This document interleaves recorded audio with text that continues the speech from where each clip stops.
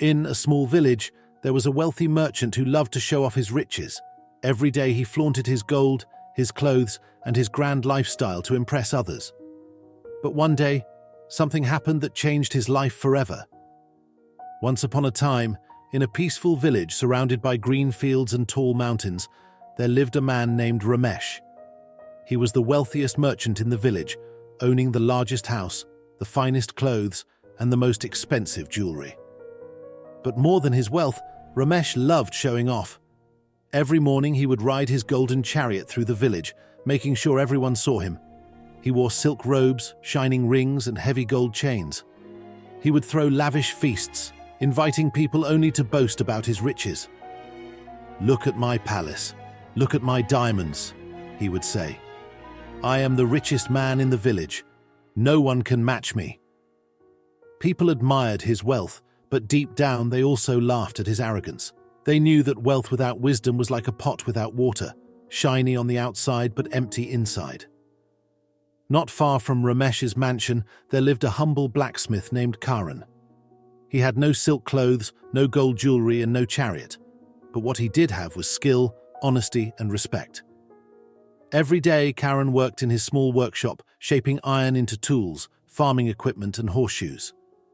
People trusted him because he was hard-working and never boasted about his abilities.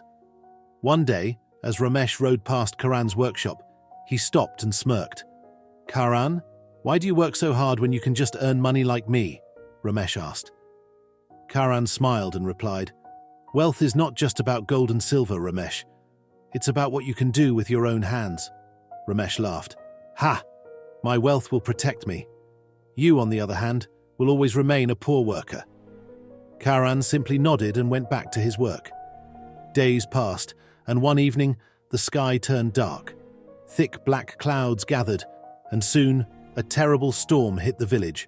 Strong winds shook the trees, lightning flashed, and heavy rain poured down.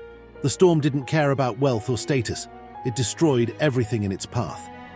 Ramesh's grand mansion, built on pride and luxury, started to fall apart. The golden chariot was swept away, the expensive decorations were ruined, and his silk clothes were drenched and torn. The merchant, who always walked with his head high, now ran for his life, searching for shelter. Meanwhile, Karan, the blacksmith, had built his house with his own hands, strong and sturdy. While the storm raged outside, he and his family remained safe inside. The next morning, the village woke up to destruction. Ramesh's mansion was in ruins, and his wealth lay scattered in the mud. He stood in disbelief, his riches now useless. At that moment, he saw Karan helping people rebuild their homes. His tools, made from years of hard work, were now saving the village. People respected him, not because of his money, but because of his skills and kindness. Realization hit Ramesh like a bolt of lightning. "I spent my whole life showing off, but now I have nothing." Meanwhile, Karan, who never showed off, is the one everyone looks up to. Ramesh walked up to Karan, his head bowed. "Karan, I was wrong. I thought wealth was everything.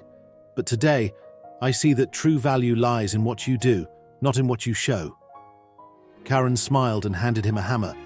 "It's never too late to build something real, Ramesh. Start today." From that day on, Ramesh changed. He no longer showed off his wealth. Instead, he used it to help others, learning the true meaning of respect and humility.